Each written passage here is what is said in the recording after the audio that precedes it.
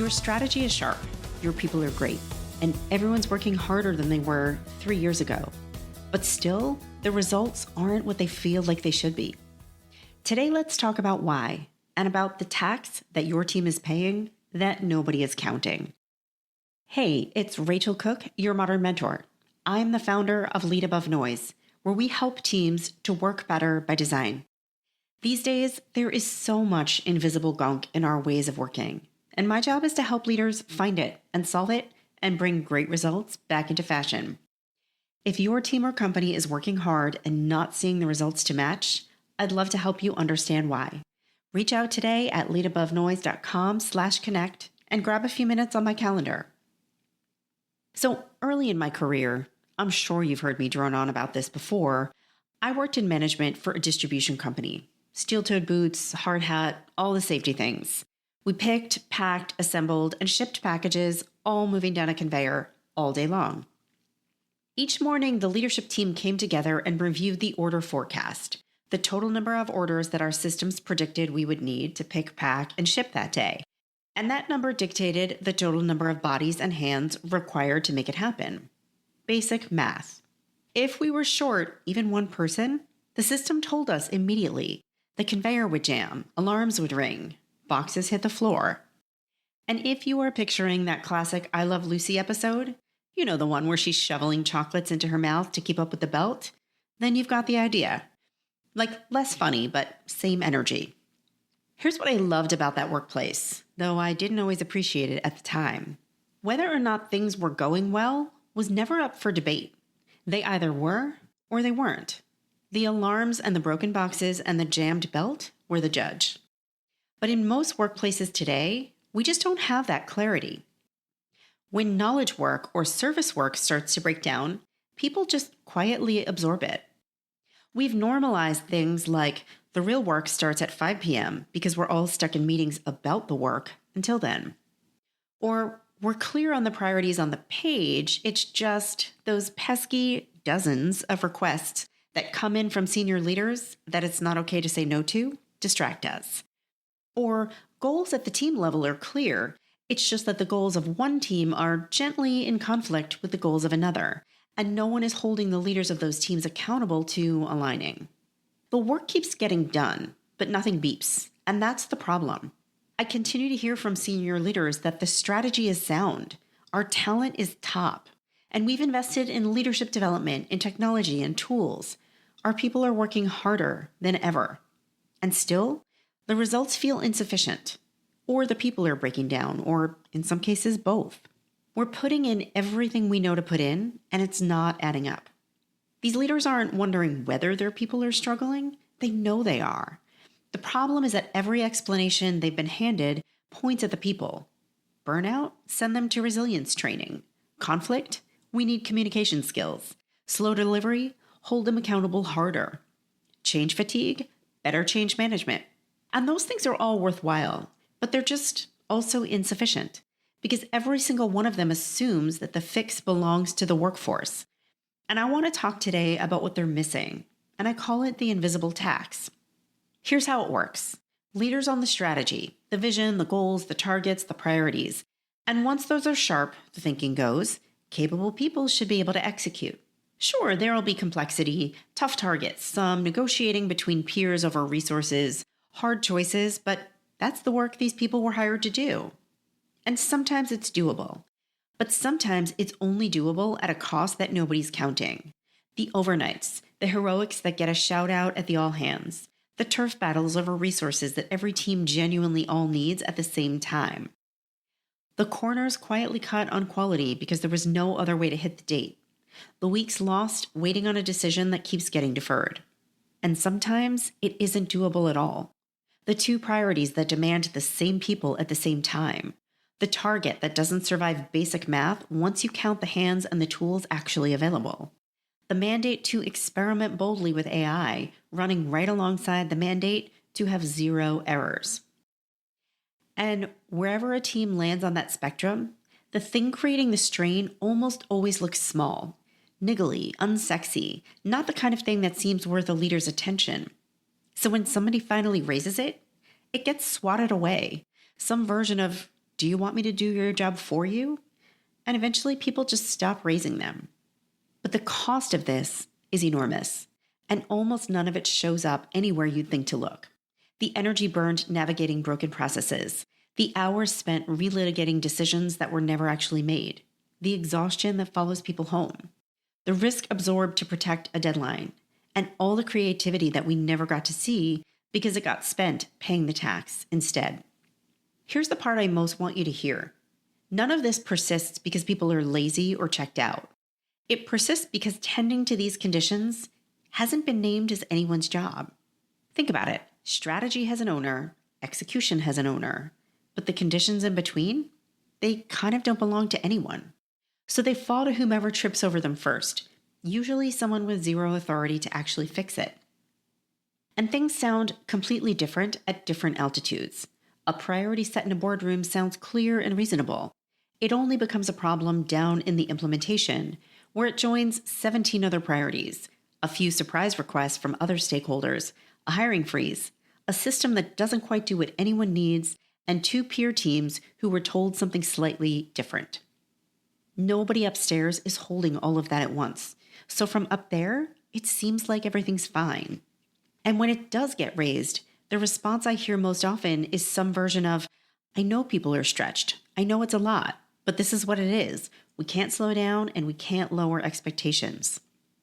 And listen, I'm not asking anyone to lower expectations or to slow down, but I'm asking them to look at the conditions their people are working in and pull out as much friction as they can so the team can actually run full speed at the bar that's been set.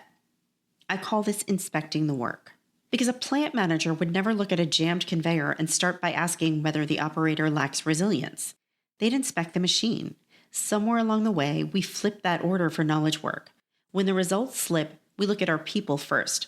And a lot of times, we kind of look nowhere else. So here are 4 questions that let you inspect the work. And the thing about these questions is you don't just ask them once. You ask them again and again because the conditions keep shifting underneath you. The first one is, how do we win? And this one is asking whether your goals, targets, and incentives are actually compatible with each other. Because a lot of the time, they are quietly at war. Sales gets paid on volume while operations gets measured on profit.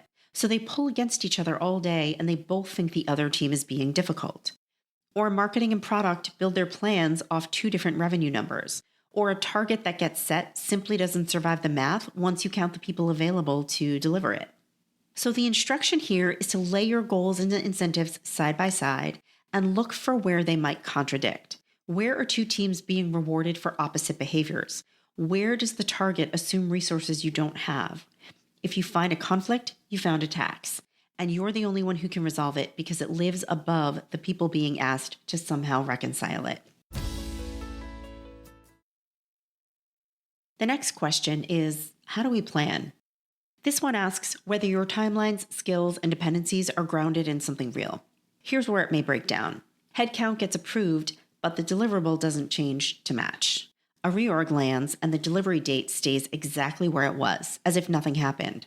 4 different projects all need the same specialist at the same time, and not a single one of those 4 plans accounts for the other 3. So the instruction is to pressure test the plan against reality before you launch it. Count the actual hands, name the dependencies out loud. If you'll need to run it through compliance or legal, factor that in. Ask which other projects are quietly relying on the same person. The friction you surface in a planning conversation is a friction you don't pay for later at 3 times the price. The next question is, how do we move? This one asks whether your decision rights, your processes, and your handoffs are clear, because this is where so much energy silently drains away. A week of cascading reviews that somehow produces no actual decision. Meeting after meeting after meeting. Hours of prep and nothing to show for it. Leaders talking a big game about empowerment while every meaningful call still has to get made by a senior leader. So the instruction is to find one decision that keeps getting stuck and fix where it lives. Who actually gets to make this call? Can we push it down to where the work is happening? Can we turn one of these review meetings into an actual decision meeting? Can we find places where we are bumping heads because role clarity is absent? And can we really define what each person is doing on this project. You're looking for the places where motion is being mistaken for progress. And finally, the last question is, how do we learn? This one asks whether you're actually capturing what experience is trying to teach you, because most teams aren't. The same friction point shows up every single quarter because nobody ever went back to look at it. The same customer feedback keeps showing up and nothing ever changes because that feedback isn't getting to the right place. A timeline risk goes unflagged because flagging it feels like volunteering for blame. So the instruction is to build one honest look back into how you work. What keeps recurring that we've never addressed?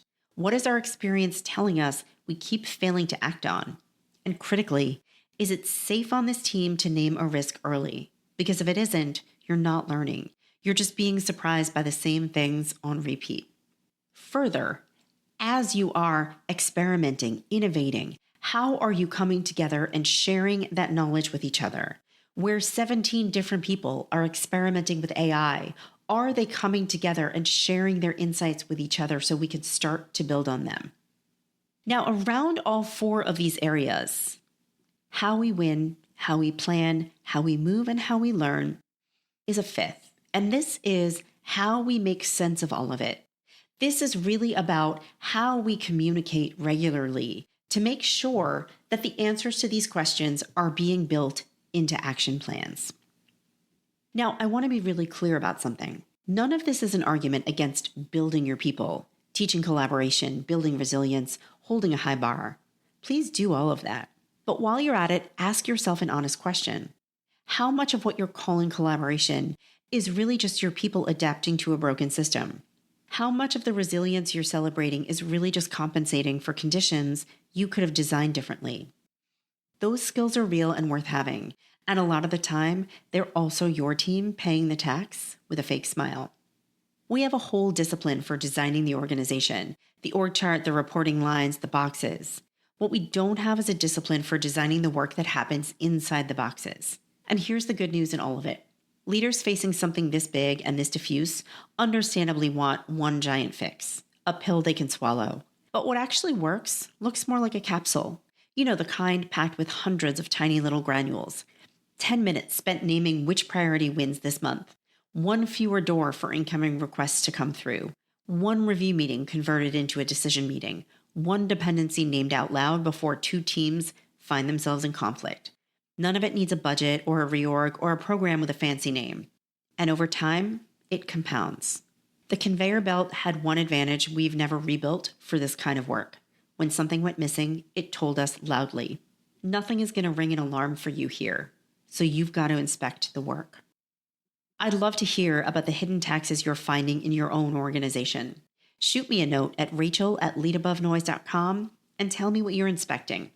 You can follow Modern Mentor on Apple Podcasts, Spotify, or wherever you listen to podcasts. Find and follow me on LinkedIn. Thanks so much for listening and have a successful week. Modern Mentor is a quick and dirty tips podcast.